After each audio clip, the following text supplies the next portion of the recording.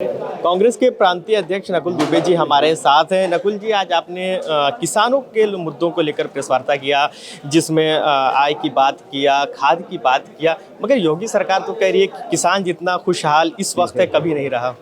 हाँ, चूँकि सबकी आय दोगुनी हो गई है और जिन 700 लोगों के परिवार के मुखिया चले गए बॉर्डर पे, वो सब शायद वो उसकी वर्षगांठ मना रहे हैं कि साहब 1 साल पहले उनके घर परिवार के लोगों को उसी 3 काले कानूनों के आत्महत्या करनी पड़ी।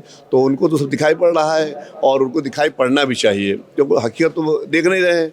इस वक्त वो अपना वही कुर्सी पर बैठे बैठे बंद कमरों में सब चल रहा है हिसाब किताब। इवेंट्स रोज एक नए नए बन ही रहे हैं।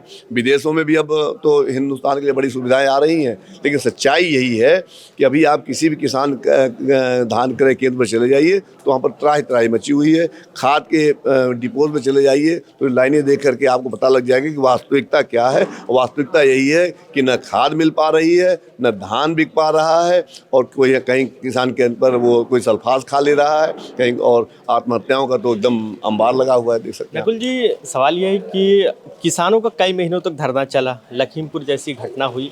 इन तमाम जो घटनाओं पर जब आप विपक्ष सवाल करता है तो सत्ता पक्ष इसका जवाब ये कहकर देता है कि परिणाम हमारे उठाकर देख लीजिए, किसान हमें वोट कर रहे हैं, इसका मतलब वो संतुष्ट है। तो क्या कहेंगे? देखिए, परिणाम को, राजनीति को और वोटों का जो है, उस पर मैं यही कहूँगा, जैसे जैसे लखीमपुर की घटना हुई, लखीमपुर घटना के बाद भी तो एक जो जनमानस का फैसला है, उस फैसले को अपने कुकर्मों की परिणति नहीं मानी जानी चाहिए। कुकर्म जो है हमेशा कुकर्म ही रहेगा, वो कभी सत्कर्म नहीं बन सकता है। अगर किसी किसान, अगर अब आप कह दो कि 700 लोग वहाँ आत्महत्या कर लिए, उसके बाद भी हमारी सरकार बन गई, तो ये आपकी वाहवाही नहीं है, ये आपकी कहते हैं वो क्या, उसको शब्द इस्तेमाल करूँ, मुझे पास उतने खराब शब्द मैं बोल नहीं पा रहा हूँ कि क्या है ये।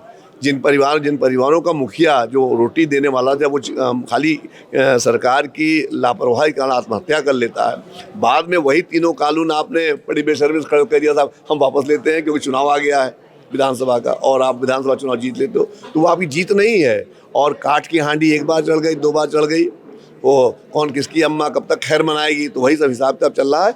चुनाव से, वोटों से, नतीजों से इन काले काने कर्मों को कभी भी समानता नहीं दिया। नकुल जी, उपचुनाव होने वाले हैं, आपकी पार्टी उपचुनाव में हिस्सा नहीं ले रही है इस जगह। बीजेपी समेत कई दल ये कह रहे हैं कि कांग्रेस ने हार के डर से पहले ही जो है मैदान छोड़ दिया है। जिस तरीके के 2022 में परिणाम थे, उसको भविष्य में इसी को रिपीट होना था।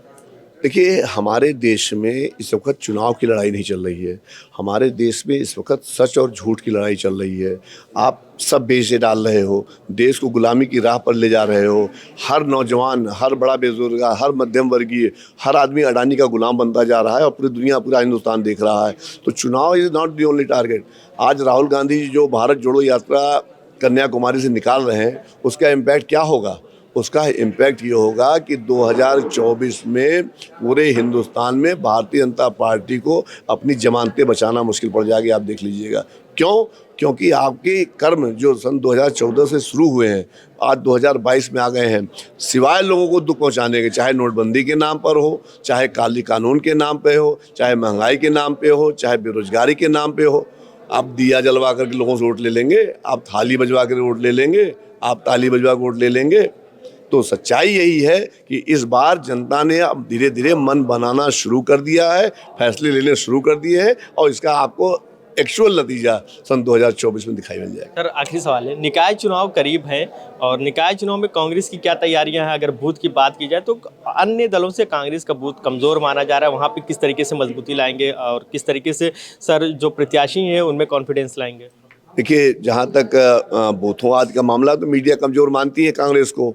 और ये तो परिणाम क्या बता रहे हैं। नहीं, परिणाम किस परिणाम बात करते हैं आप? देखिए, जो विधानसभा का चुनाव हुआ या लोकसभा के चुनाव हुए, तो हार जीत ऐसा नहीं कि कांग्रेस पार्टी हमेशा हारती चली आई है या कांग्रेस पार्टी कभी जीती ही नहीं है। तो अगर सन 1900 जब से हुआ तब से अभी तक का देखा जाए रिकॉर्ड, तो अभी भी हम दुगने तिगुने पर हैं। हाँ, इस समय जनता को थोड़ा सा बरकरार लिया भाई, अब आप ही के सामने अगर हम कह दें कि मैं आपको ताजमहल दे दूंगा, मैं आपको अच्छे दिन 50 मिनट दे दूँ, मुझे आप चौराहे पर खड़े होकर धमाधम। अब जनता भोली भाली है, जनता उसी बहकावे में आ गई। सच्चाई आ रही है, सच्चाई सबने देख लिया है। और 10 साल का जो कार्यकाल बहुत लंबा होता है। झूठ का जो वो था, झूठ का जो जो भगोना चढ़ गया था, पक चुका है, फट चुका है। और 2024 के परिणाम आपको कांग्रेस के हक में दिखाई पड़ेंगे, ये मैं आपको विश्वास दिलाता हूँ।